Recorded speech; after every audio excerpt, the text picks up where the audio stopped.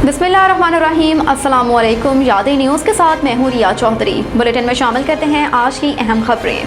ताहयात नाअहली की कोई तो मंतक होनी चाहिए, ऐसा नहीं कि मूड में है तो ताहयात नाअहल कर दें।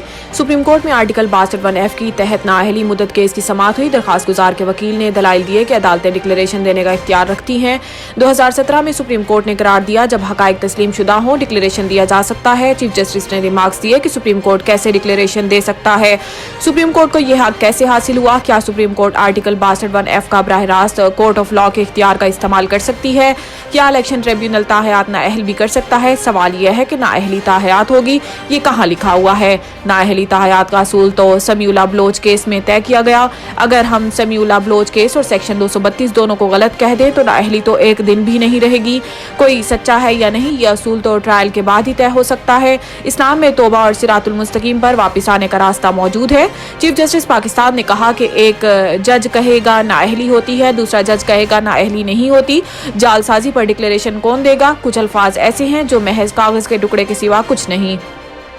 फैज हमीद ने धरना कमीशन को जवाब जमा करवा दिया। हुकूमत के खिलाफ साजिश के इल्जामात की तरदीद। जराये के मुताबिक साबिक DGISI फैज हमीद ने कमीशन की तरफ से दिए गए सवालों के जवाब दिए। जराये का बताना है कि फैज हमीद ने जवाब में कहा है कि 2017 में होने वाले धरने में इस वक्त की हुकूमत की हदायत पर तहरीक लब्बैक पाकिस्तान के साथ मुज़ाकरात किए थे। जराये के मुताबिक फैज हमीद ने अपने जवाब में बताया कि 2017 में इस वक्त वजीर आजम शाहिद खाकान अब्बासी और वजीर दाखिला एहसन इकबाल की सरबराही में काबीना का एक इजलास हुआ जिसमें इंटेलिजेंस के सरबराह नवीद मुख्तार और मिलिट्री क़यादत भी शरीक थी। इन तमाम अफराद की मुश्तरका हदायत पर TLP से मुज़ाकरात किए थे। PTI ने बल्ले के इंतखाबी निशान के हसूल के लिए सुप्रीम कोर्ट से रुजू कर लिया।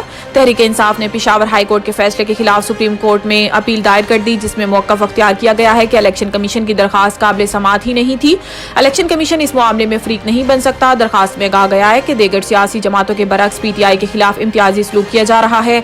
इलेक्शन कमीशन ने बल्ले का इंतखाबी निशान वापस लेते हुए वक्त शवाहिद को मद्देनजर नहीं रखा, जबकि पेशावर हाई कोर्ट के जज ने कानून की गलत तशरीह की जिसके बाइस नाइंसाफी हुई। PTI की दरखास्त में कहा गया है कि 26 दिसंबर 2023 को आर्जी रिलीफ दिया गया था।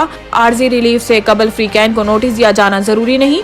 नाकाबिले तलाफी नुकसान के खदशात के तहत अबूरी रिलीफ दिया जाता है। पेशावर हाई कोर्ट को बताया कि बल्ले का निशान ना मिलने से ना तलाफी नुकसान होगा। NA-15 नवाज शरीफ के कागजात मंजूरी के खिलाफ आजम सवाती की अपील समाअत के लिए मंजूर। PTI रहनुमा आजम सवाती ने मुस्लिम लीग नून के कायद नवाज शरीफ के एबटाबाद में कौमी असम्बली के हल्के NA-15 से कागजात नामजदगी के मंजूरी के खिलाफ अपील दायर की थी जिसे समाअत के लिए मंजूर कर लिया गया है।